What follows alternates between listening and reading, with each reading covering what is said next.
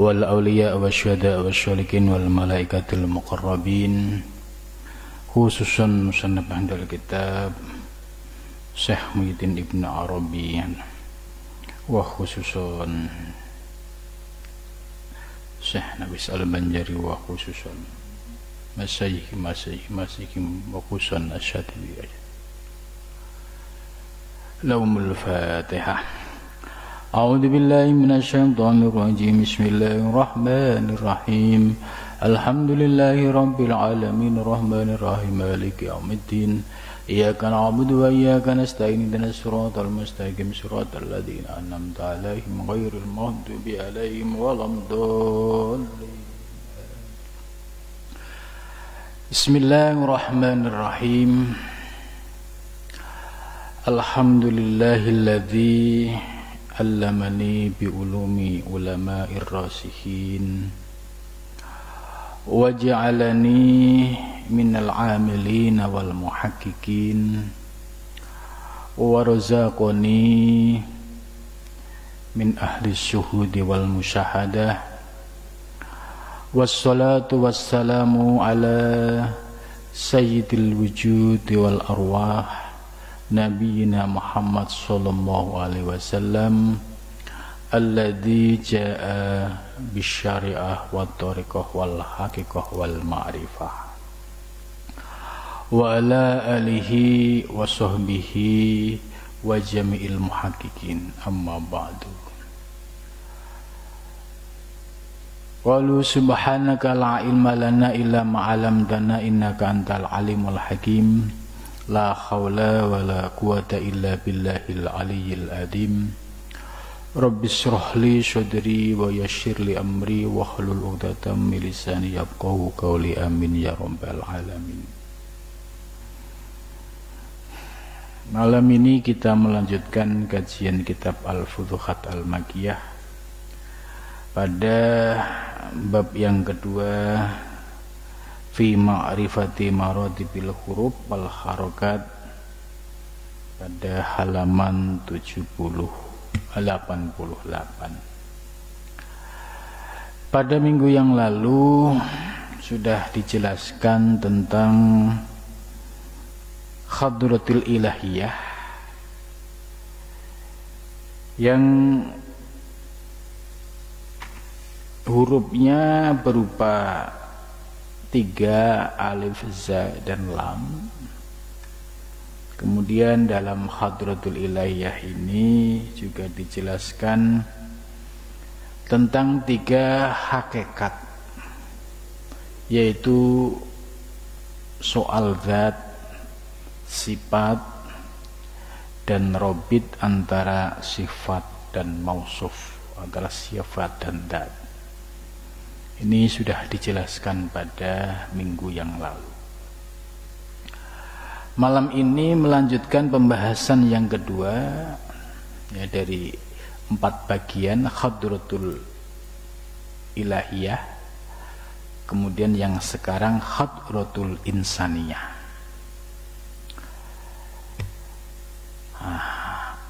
Hadratul Insaniyah ini seperti apa? Nanti kita akan bahas bersama.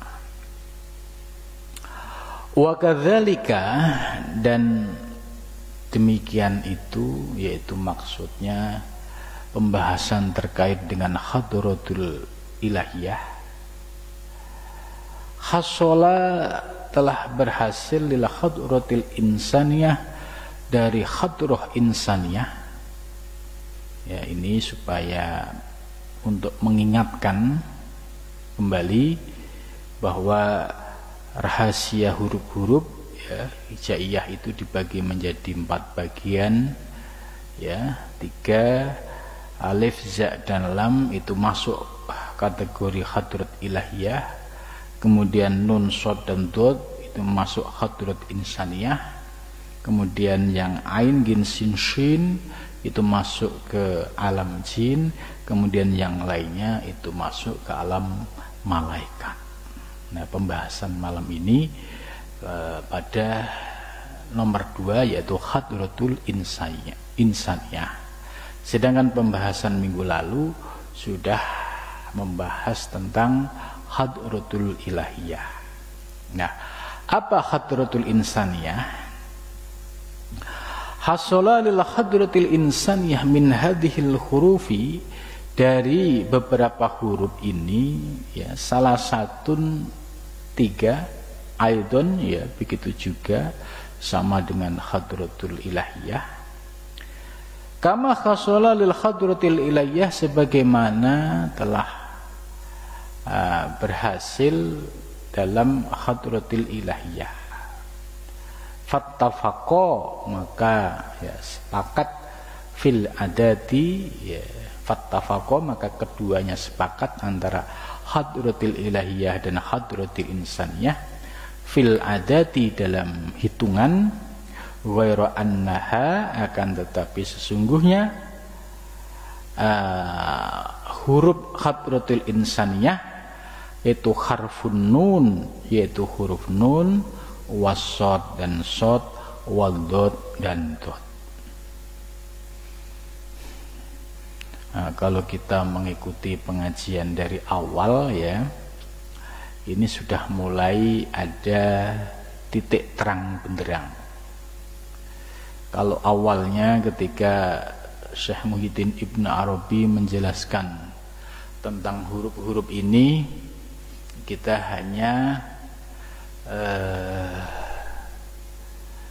angan-angan istilahnya ya, apa yang disampaikan kita pahami, kita terima, kita simpan dulu ya, karena ini sebagai bagian dari etika ngaji ilmu-ilmu hakikat. Kalau belum paham ya disimpan dulu. Nah, ketika sudah pembahasan sampai pada malam ini yang membahas tentang hadratul insaniyah, mulailah terbuka keterkaitan huruf-huruf tadi yang awalnya dikaitkan dengan perbintangan dan tata surya, kemudian setelah itu dikaitkan dengan hadratul ilahiyah, hadratul insaniyah, kemudian alam jin dan alam malaikat. Nah, di sini Syekh Ibn Arabi sudah mulai mengerucutkan pembahasan terkait dengan hadratul insaniyah yang hurufnya ya tetap sebagaimana penjelasan awal, yaitu huruf nun, shad dan dot. Fafaraqat al-hadratul ilahiyah ya, fafaraqat maka berbeda. Al-hadratul ilahiyah, apa hadratul ilahiyah? Min jihati mawaddiha, dari aspek ya, mawaddiha yaitu materinya. Fa innal ubudiyata, maka sesungguhnya ubudiyah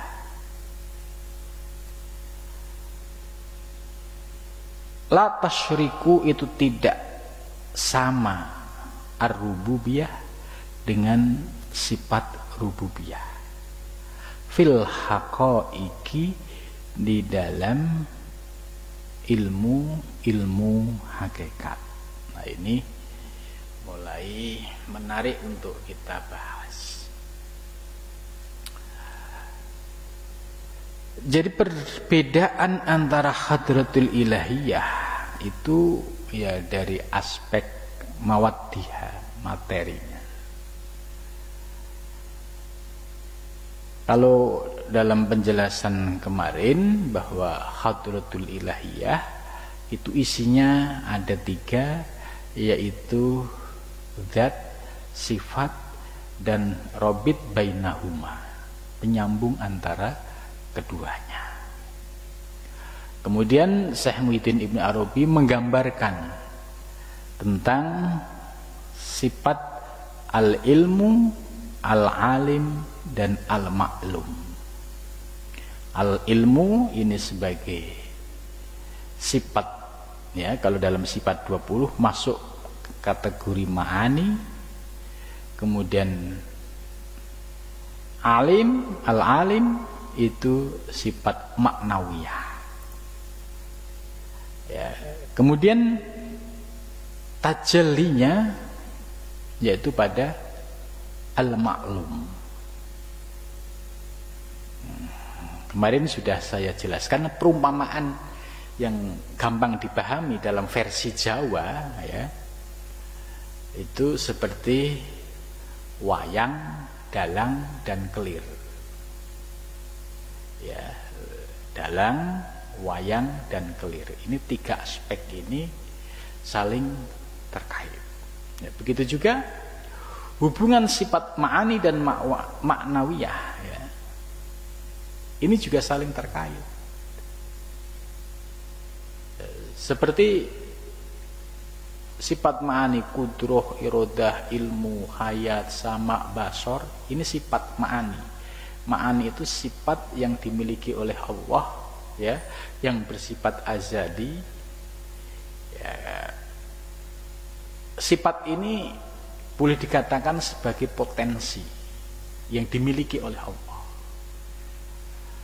Tapi perwujudan dari sifat ma'ani ini nanti wujud pada sifat maknawiyah. Contoh, Allah memiliki sifat al-ilmu. Nah, kemudian wujud dari al-ilmu ada pada al-alim. Orang yang berilmu itu adalah wujud dari maknawiyah, perwujudan dari ma'ani. Maka hakikatnya orang yang alim berilmu, ya hakikatnya itu adalah ilmunya ilmu dari Allah Subhanahu wa ta'ala. Jadi kalau ada orang alim kok ngaku itu ilmunya, merasa hebat, nah ini pertanda masih terhijab. Tapi kalau mereka terbuka aspek hakikatnya, bahwa ilmu yang ada pada diri hamba itu adalah ilmu yang dimiliki oleh sifat ma'ani. Nah, posisi hamba ini sebagai maknawiyah, sebagai tempat tajallinya. Maka dalam konteks lebih mujmal, lebih global, ya, bahwa apapun penemuan dalam dunia modern, ya, termasuk teknologi, itu enggak lepas dari sifat ilmu dan al-alim. Contoh misalkan orang-orang yang menemukan teknologi modern, ya, sekalipun mereka adalah dari sisi agama, mereka adalah bisa jadi dia agamanya tidak muslim, tapi dia harus disadari dia ini makhluknya Allah.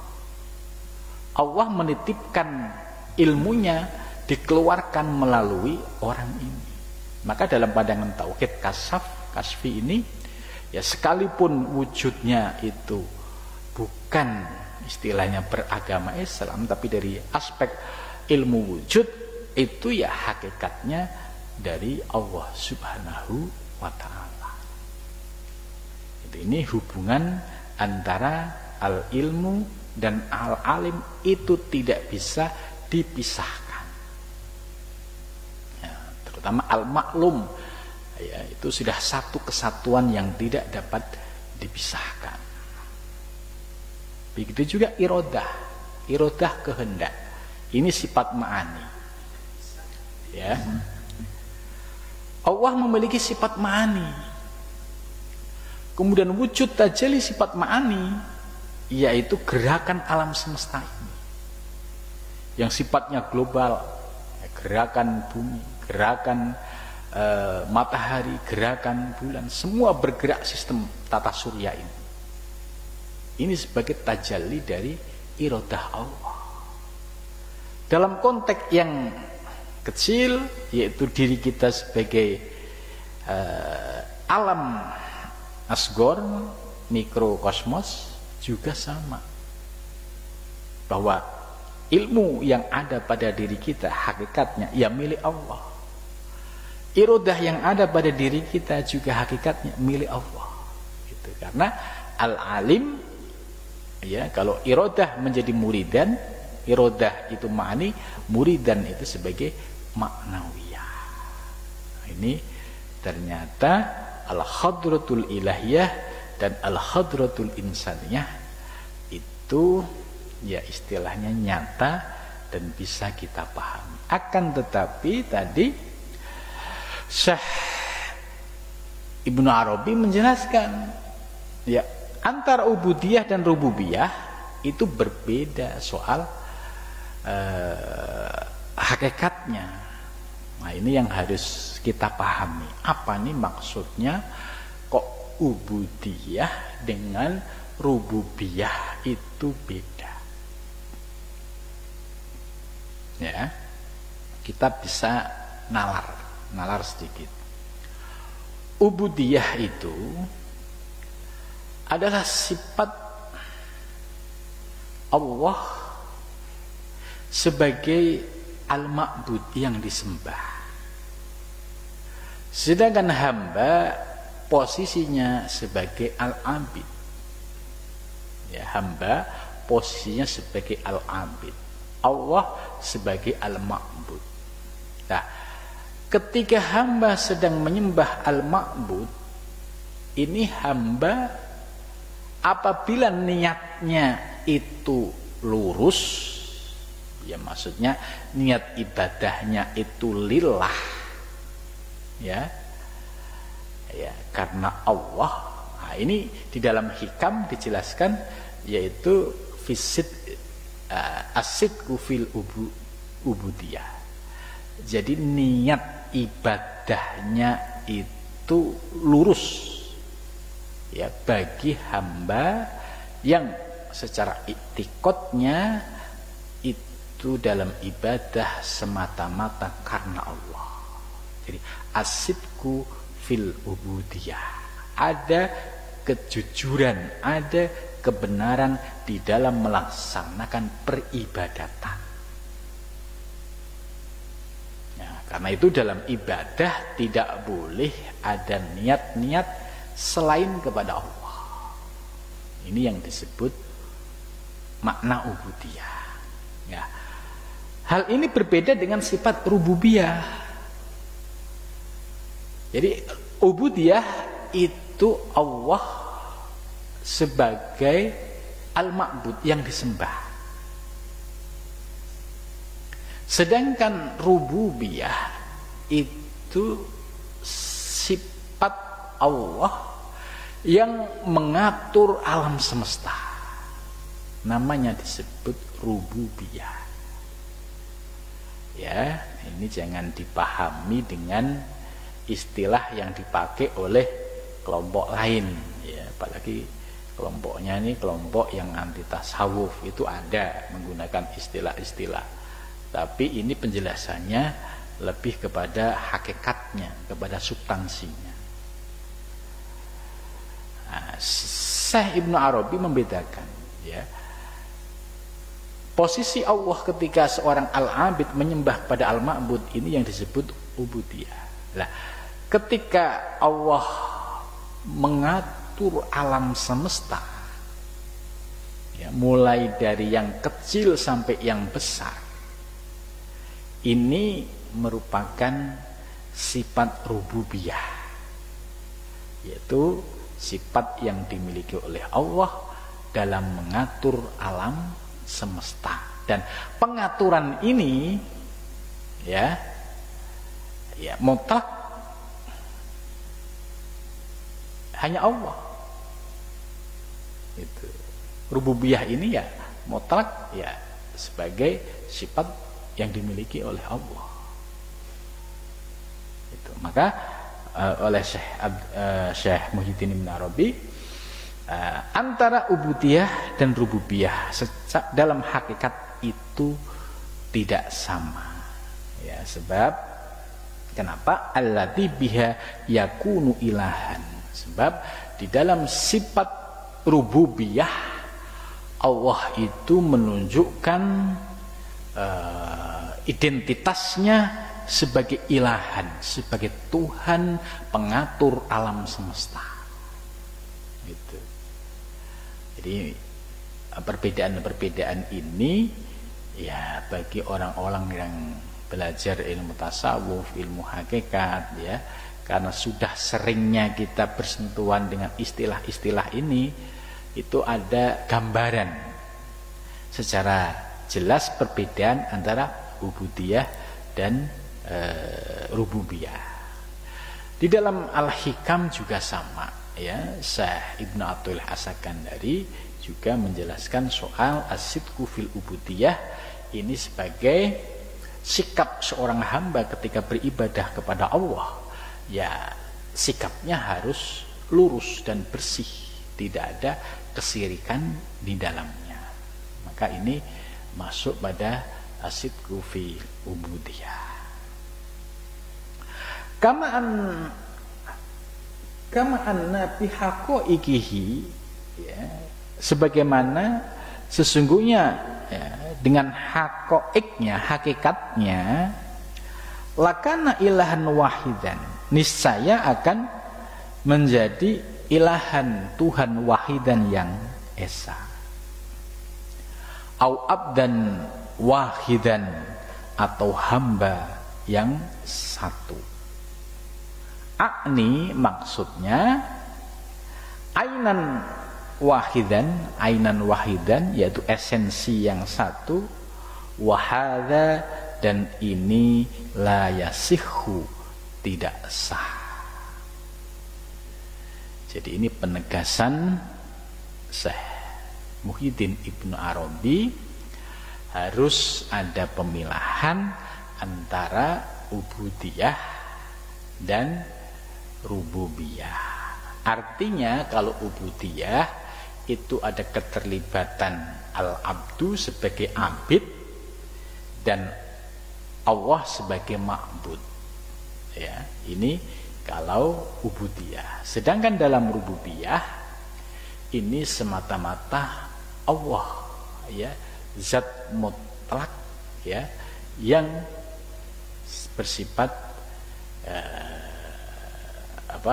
pengatur alam semesta. Maka tidak boleh disamakan ya, tidak boleh disamakan dalam penggunaan istilah antara ubudiyah dan istilah rububiyah. Karena dalam hal aspek rububiyah ya, yang punya otoritas ini ya hanya Allah. Maksudnya jangan sampai seorang hamba yang tidak berdaya ya merasa punya kewenangan di sifat rububiyah. Gitu. Ya, contoh misalkan orang yang merasa punya satu keistimewaan. Nah, contoh misalkan saya mampu untuk merubah satu keadaan. Gitu. Nah, ketika orang mengaku mampu, berarti dia memposisikan ini sebagai rububiyah. Dan ini oleh Ibnu Arabi la yasihhu, nggak boleh. Wong dia hamba itu ya hamba, ya dia dari tidak ada diadakan oleh yang maha ada, dia makhluk tidak berdaya, kok merasa mampu mengatur gitu. Nah ini pengakuan-pengakuan yang seperti ini sebenarnya bukan wilayahnya, ini adalah wilayah rububiyah. Contoh misalkan ada orang yang merasa mampu gitu ya, misalkan negosiasi ya, tentang sebuah kejadian dan peristiwa. Lah pengakuan yang dinisbatkan pada dirinya ini oleh Syekh Ibnu Arabi tidak dibenarkan, karena yang punya otoritas mutlak dalam mengatur alam semesta ini ya hanya Allah. Itu. Nah, maka Ibnu Arabi menyampaikan kalau disamakan, ya, maka la yasihu, tidak sah. Sebab jangan sampai ya salah dalam memahami konsep ini. Sebab kalau salah memahami konsep ini berbahaya. Seolah-olah seorang hamba yang penuh dengan tidak punya daya upaya, istilahnya kalau nggak makan lapar, ya, istilahnya kalau nggak minum juga haus, tapi merasa punya kemampuan seperti kemampuan Tuhan. Nah, ini yang seperti ini oleh Ibnu Arabi ya dikritisi, la yasihu, tidak sah. Seorang hamba ya sesuai dengan makom hambanya. Urusan pengaturan alam semesta itu urusan rububiyah. Nah, ini menurut saya penjelasan Ibnu Arabi ini sangat penting bagi sikap kita para salik, ya, para orang-orang yang belajar ilmu tasawuf ini, supaya bisa mendudukkan soal perbedaan antara ubudiyah dan rububiyah. Sebab kalau tidak, campur aduk, ya, mendewakan manusia. Jelas manusianya ini ya maaf, ya, seperti manusia pada umumnya, ya kentut, ya nggak makan ya lapar. Tapi didewakan berlebihan seolah-olah punya otoritas mengatur alam semesta. Ya, ini yang seperti ini salah oleh Ibnu Arabi. La yasihu, tidak sah. Karena posisi seorang hamba tetaplah hamba, dia tidak bisa menduduki wilayah otoritas ilahiyah, yaitu yang disebut dengan rububiyah ini. Ya, karena itu dengan penjelasan ini, sikap kita ya ketika melihat ya orang-orang, seorang hamba misalkan merasa memiliki kemampuan bisa mengendalikan, bisa mengatur, nah ini berarti sudah melampaui kewenangan sifat rububiyah, dan ini tidak dibenarkan oleh Syekh Ibnu Arabi, ya. Jadi ini menurut saya ini sangat mencerahkan. Jadi dalam berhakikat Syekh Ibnu Arabi itu mendudukkan satu persoalan pada posisinya secara tepat. Jadi, jangan sampai terjadi salah pemahaman. Gitu. Kemudian selanjutnya ini menarik.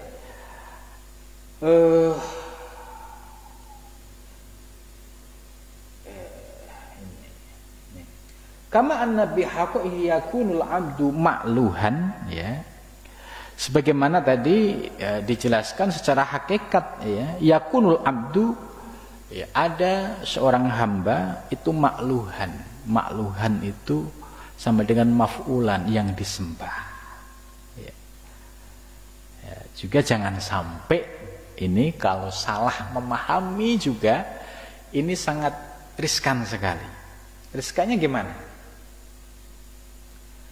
Yaitu akan muncul pemahaman karena yaitu mendewakan manusia atau menuhankan manusia atau menganggap manusia ini Tuhan. Ini penjelasan. Kama anna fi haqaihi yakunul abdu ma'luhan.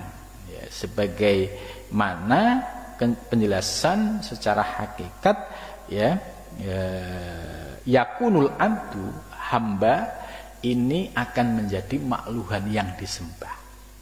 Ya, padahal hamba ya hamba, al abdu ya abdun, warrobu ya robbun, gitu.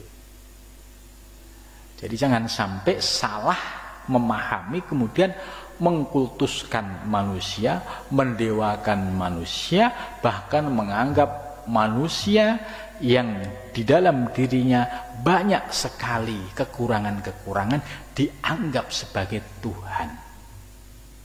Nah, ini pemahaman ini harus diluruskan. Jadi tidak dibenarkan seperti itu.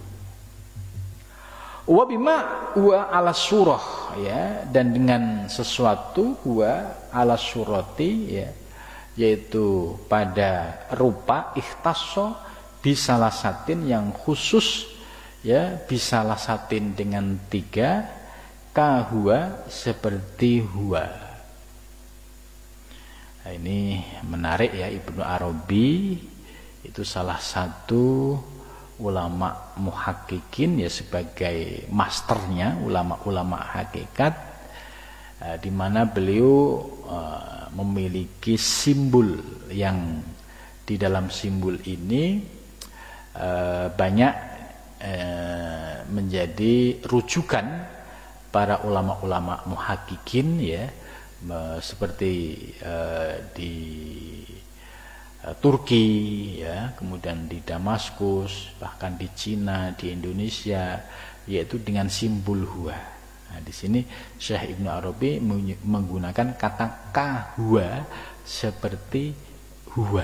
Huwa ini, ya, memiliki makna yang sangat luas, tidak sebatas sebagai bentuk, ya, isim mufrad mudzakkar ghaib. Ya, kalau dalam ilmu syarab ini kategorinya isim mufrad mudzakkar ghaib, yaitu untuk kata ganti satu orang laki-laki. Nah, di dalam kajian hakikat, huwa ini memiliki makna yang lebih luas. Contoh seperti dalam surat Al-Ikhlas, ya. Nah, itu sudah dijelaskan di situ. Kul huwa, ya, ini simbol. Huwa jangan dipahami huwa isim mufrad mudzakkar ghaib, ya. Tapi huwa ini memiliki makna yang lebih luas. Lazimnya huwa dhamir itu ditulis sesudah subjek di depan baru dhamir. Contoh misalkan Zaid telah datang ke rumah, dan dia, ya, kata dia, ini namanya dhamir. Dhamir merujuk ke Zaid. Nah, Zaid ini harus disebutkan lebih dulu, baru huwa, dia. Nah, kalau di ayat surat ini menarik, ya, bahwa dalam surat Al-Ikhlas langsung kul huwa, katakanlah huwa bermula dia, ya, kul katakanlah huwa bermula dia.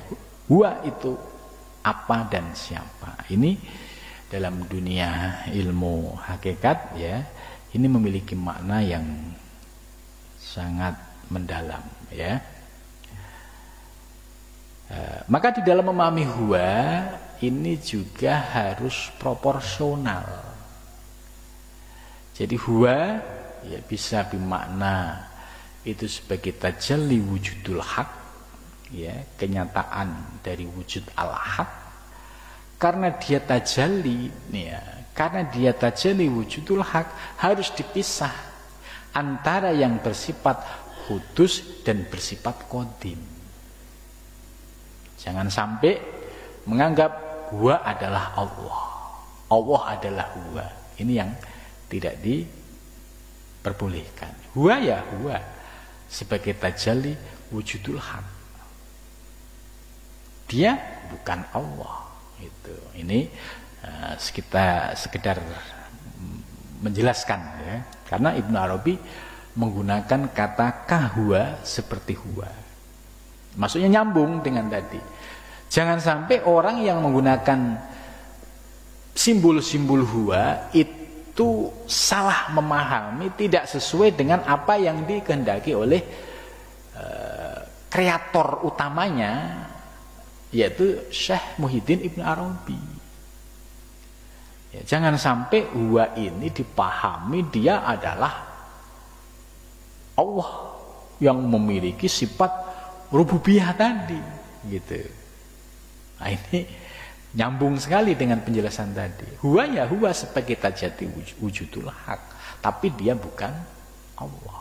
Karena Allah bersifat tanzih, maha suci, sedangkan al-haq atau wujudul hak itu ya wujud makhluk yang disebut dengan zat zaizul wujud. Jadi ada diferensinya, ada perbedaannya. Itu. Ya, ini menarik sekali penjelasan Syekh Ibnu Arabi itu. Jadi jangan sampai salah memahami kata huwa dengan pemahaman yang tidak sejalan dengan penjelasan Ibnu Arabi. Sebab ya Ibnu Arabi ini sebagai masternya, rujukan semua orang-orang ahli hakikat, nah, itu kepada ajaran-ajaran Ibnu Arabi. Falau waku al-istiraq, ya, andai terjadi ya sebuah kesamaan fil haqaiqi di dalam hakikat, lakana ilahan wahidan, niscaya Tuhan satu, abdan wahidan atau amya abdan wahidan atau hamba satu, akni ainan wahidan wahadala yasiku. Ya. Ini ada penjelasan menarik.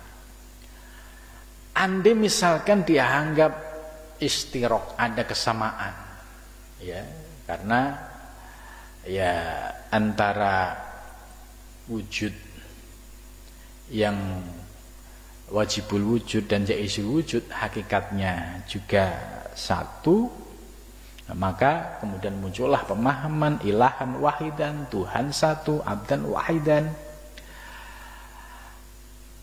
Muncullah dicampur aduk. Campur aduk itu gini, ya Allah ya alam, gitu kan. Alam ya Allah. Ini namanya mencampur aduk karena melihat istirok, kesamaan, bahwa misalkan wujud alam semesta dulunya tidak ada menjadi ada. Oh, berarti alam ini ya hakikatnya Tuhan. Nah, pemahaman yang seperti ini menganggap alam itu adalah Tuhan, ini tidak dibenarkan.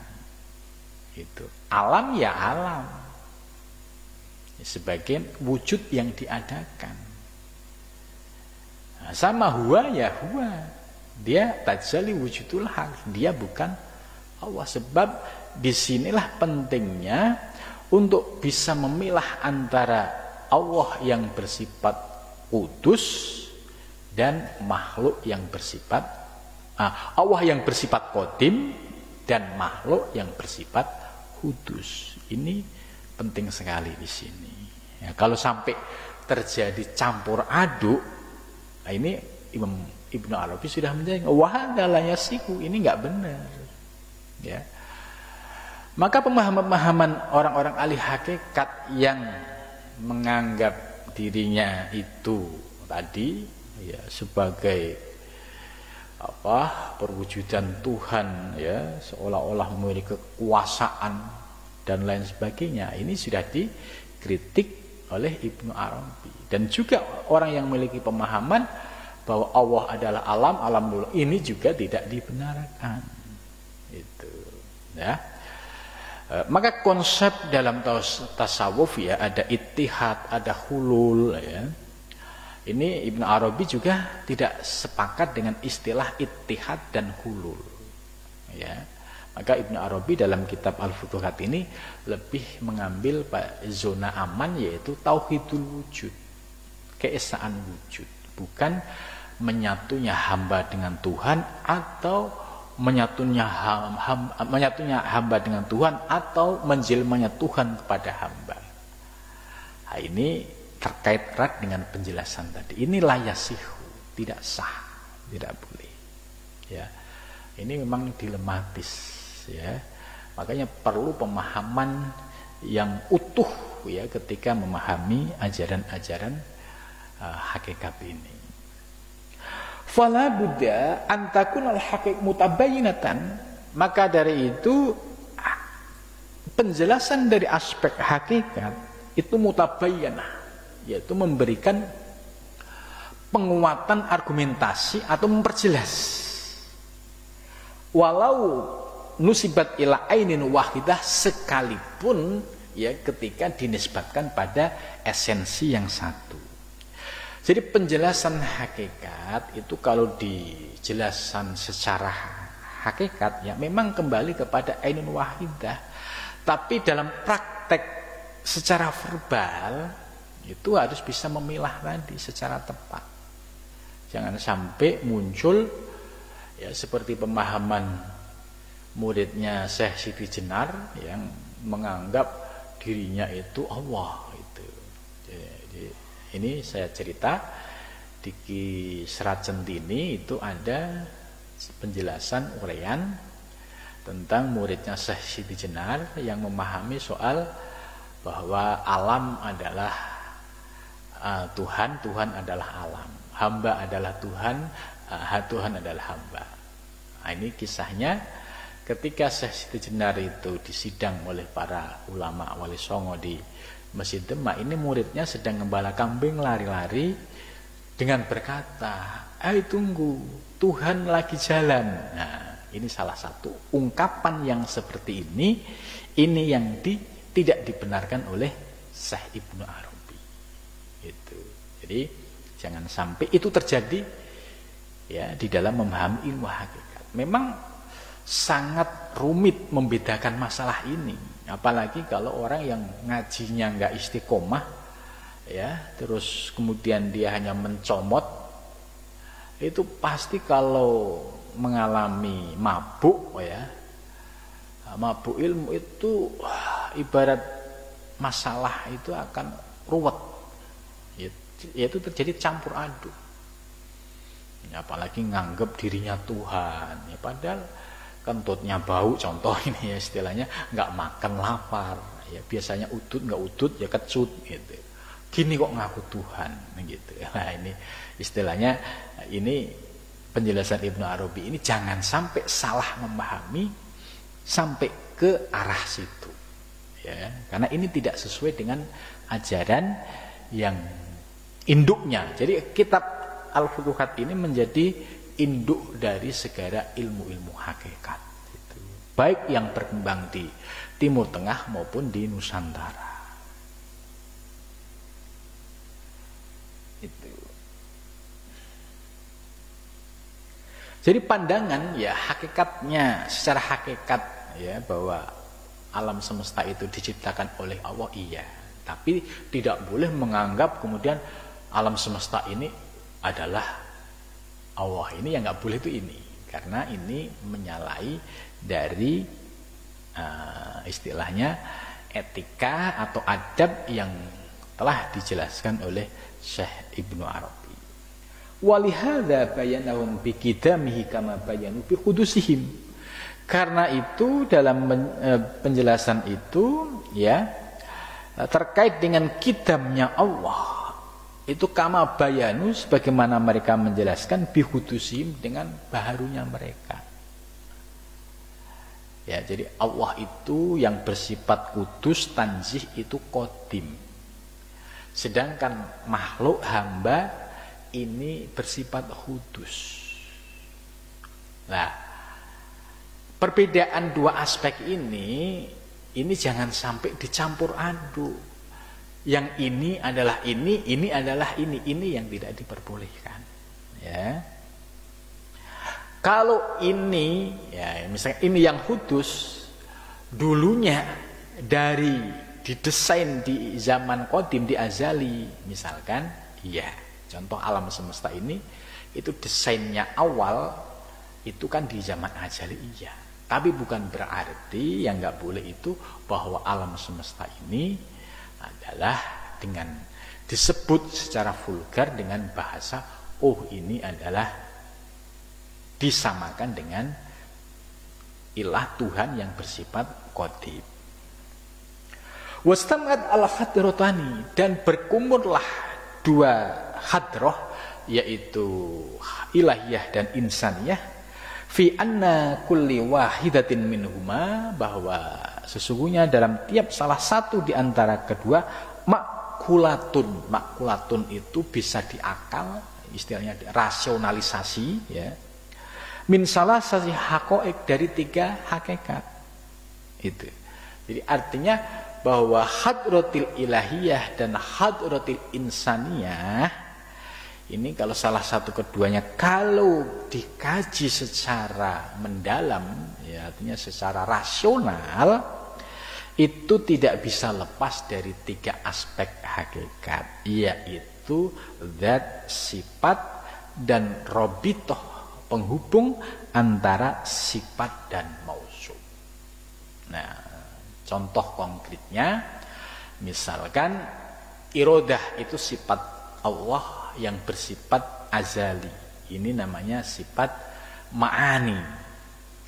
Kemudian bertajali, menjadi nyata pada sifat muridan. Objek penghubung antara 2 hal tadi dalam wujud misalkan gerakan alam semesta. Itu. Nah, gerakan alam semesta ini sebagai robit antara sifat dan mausuf. Nah, di awal itu sudah saya jelaskan ibarat dalang, wayang, dan kelirnya.